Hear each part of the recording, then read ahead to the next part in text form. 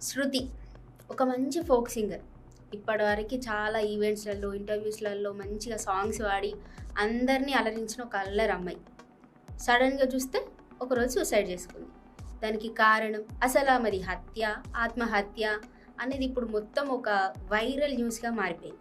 అయితే దీనికి వెనకాల చూసుకున్న ప్రధాన కారణం ఏదైతే ఉందంటే అది ఆన్‌లైన్‌లో. ఈ ఇన్సిడెంట్ అనేది ఒక ఈ అమ్మాయి జీవితంలోనే కాదు, చాలామంది అమ్మాయిల జీవితంలో ఇది బిగినింగ్ స్టెప్ అని చెప్పుకోవచ్చు. ఇప్పుడు ఈ అమ్మాయి ఒక సెలబ్రిటీ రేంజ్‌లో వచ్చింది కాబట్టి ఈ విషయం బయటకు వచ్చింది. కాకపోతే స్నాప్‌చాట్ అని, ఫేస్‌బుక్ అని, ఇన్‌స్టాగ్రామ్ అని ఇలా చాలా యాప్స్‌లలో మోసపోతున్న అమ్మాయిలు ఎంతోమంది ఉన్నారు. ఇప్పుడు ఈ అమ్మాయి విషయం గురించి మాట్లాడుకుందాం మనం. దాదాపుగా ఈ అమ్మాయికి, ఆ అబ్బాయికి ఒక 6 మంత్స్ వరకే పరిచయం ఉన్నది. ఒక 6 మంత్స్ బ్యాకే దయాకర్ అనే అబ్బాయితోని ఆమెకు పరిచయం అయ్యి, తనతో ప్రేమలో పడి ఒక 20 డేస్ బ్యాకే తను పెళ్ళి కూడా చేసుకోవడం జరిగింది. అంటే మొత్తం తొందరగా అయిపోయిందనమాట. ఈ డేస్‌లోనే ఆమె పెళ్లి చేసుకోవడం, ప్రేమించేసేయడం, ఇంట్లో వాళ్ళు చెప్పాలంటే ఈ శృతి అనే అమ్మాయి ప్రేమ విషయం ఉంది కదా! అది ఆ ఇంట్లో వాళ్ళు ఒప్పుకున్నారంట ఫస్ట్. కాకపోతే ఆ అమ్మాయి విషయంలో నమ్మకం ఉన్నప్పటికీ కూడా ఆ అబ్బాయి విషయంలో నమ్మకం లేక ఆ తల్లిదండ్రులు బ్యాక్ స్టెప్ వేసినట్టు ఇప్పటివరకు మనకు రిలీజ్ అయిన సోషల్ మీడియా వీడియోస్లలో కొంచెం స్పష్టంగా అర్థమవుతుంది. కాకపోతే తన ఫ్రెండ్స్ విషయంలో ఆమె పెళ్లి కూతురు అయ్యేటప్పుడు, హల్దీ వీడియోస్ అప్పుడు ఆమె వీడియో కాల్ చేసి మాట్లాడిందంట. వాళ్ళ ఫ్రెండ్స్ బాధపడ్డారు కానీ తనకేం బాధ లేనట్టుగా మాట్లాడింది అని అంటున్నారు. అంటే ఈ 6 మంత్స్‌లోనే తనను ఎంతో ట్రాప్ చేసిండు ఆ దయాకర్ అనే అబ్బాయి అనేది కొంచెం స్పష్టంగానే అర్థమవుతుంది. కాకపోతే ఈ 20 డేస్‌లోనే ఆమె ఎందుకు సూసైడ్ చేసుకున్నది అనేది ప్రశ్నార్థకం. ఇప్పటివరకు స్నాప్‌చాట్‌లలో ఆల్రెడీ మనం ఫేక్ ఐడీస్ ఉంటాయి, కొన్ని ఫ్రెండ్స్‌తో ఉంటారు, వాళ్ళతో మాట్లాడుతూ ఉంటారు, అవి డిసపియర్ అవుతూ ఉంటాయి. కాకపోతే ఇట్లా ఈ స్నాప్‌చాట్ వల్ల కూడా రీసెంట్‌గా ఒక ఇన్సిడెంట్ జరిగింది. కాకపోతే అవి మొత్తం వెలుగులోకి రాలేదు. ఈ అమ్మాయి ఒక ఫోక్ సింగర్ కాబట్టి ఇప్పటికి ఇది బయటకు వచ్చిందని చెప్పుకోవచ్చు. అయితే చాలా వరకు మనకు తెలిసిన విషయమే. నార్మల్‌గానే మనకి ఇంట్లోళ్ళ సంబంధం చూస్తేనే ఆ అబ్బాయిని నమ్మి అసలు మనం వాళ్ళ ఇంటికి పోతే సంతోషంగా ఉంటామా, ఉండమా అనేది ఒక ప్రశ్నార్థకం. అట్లాంటిది ఒక సోషల్ మీడియా ప్లాట్‌ఫామ్‌లో ఒక అబ్బాయిని నమ్మి తనని పెళ్లి చేసుకొని వాళ్ళ ఇంటికి పోయి ఉండడం అనేది నిజంగా ఒక ఆలోచించితే బాగుండేమో. Silly thing.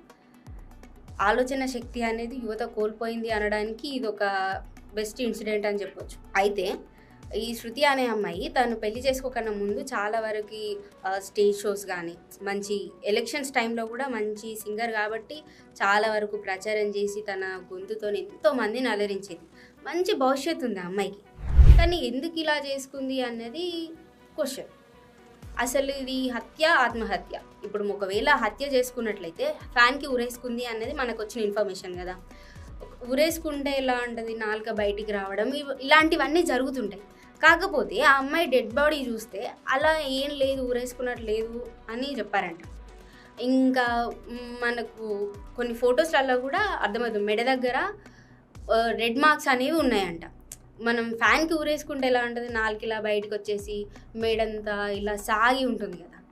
సో ఇది హత్య చేశారు అని వాళ్ళ తల్లిదండ్రులు బలంగా నమ్ముతున్నారు. హత్య చేసి అంతకన్నా ముందు తనను వరకట్నాల కోసం వేధించారు అని వాళ్ళు బలంగా నమ్ముతున్నారు. ఆల్రెడీ శృతి వాళ్ళ పేరెంట్స్ ఇలా దయాకర్ వాళ్ళ ఇంట్లో వాళ్ళతో మాట్లాడారంట. ఇందుకోసం అంటే కట్నాల ఆల్రెడీ ఒప్పుకున్నారు కదా, పెళ్లి చేస్తామని ఒప్పుకున్నారు కదా. ఈ కట్నాలు, భూమి ఎంతుంది, అన్నీ చూసుకున్న తర్వాత బ్యాక్ స్టెప్ వేశారంట. దీనికన్నా ముందే శృతి వాళ్ళ బాబాయ్ చనిపోవడం జరిగింది ఒక 3 డేస్.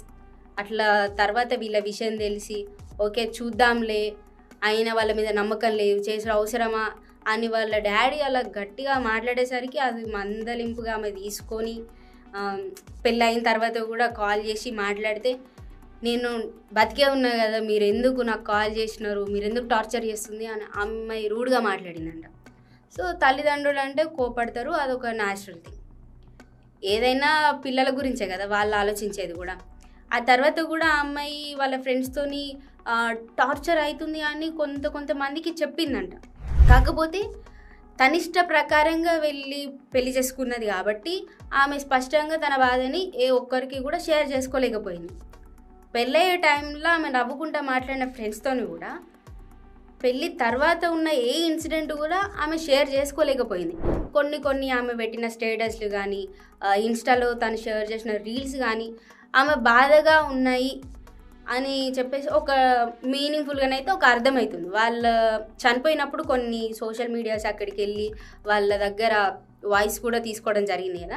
అయితే వాటి వలన కూడా అర్థమవుతుంది ఆమె పెళ్ళైన తర్వాత కొంచెం బాధగానే ఉంది, సో మనస్తాపానికి గురైంది అనే విషయం అయితే పక్కాగా అర్థమవుతుంది అక్కడ. సో ఇక్కడ ఫైనల్గా మనం మాట్లాడుకోవాల్సిన విషయం ఏంటంటే, తన ఇష్ట ప్రకారంగా వెళ్ళి చేసుకున్నది కాబట్టి ఇటు తల్లిదండ్రులకి కానీ ఫ్రెండ్స్కి కానీ ఏం చెప్పుకోలేకపోయింది. సో ఆమెకు ఆల్రెడీ అర్థమైంది సోషల్ మీడియా ప్లాట్ఫామ్ వల్ల తను లవ్లో పడి ట్రాప్లో పడ్డది అని. ఇట్లనే ఈ ఇన్సిడెంట్తోనైనా చాలామంది అమ్మాయిలు కొంచెం కనువిప్పు కలగాలని నేను కోరుకుంటున్నాను.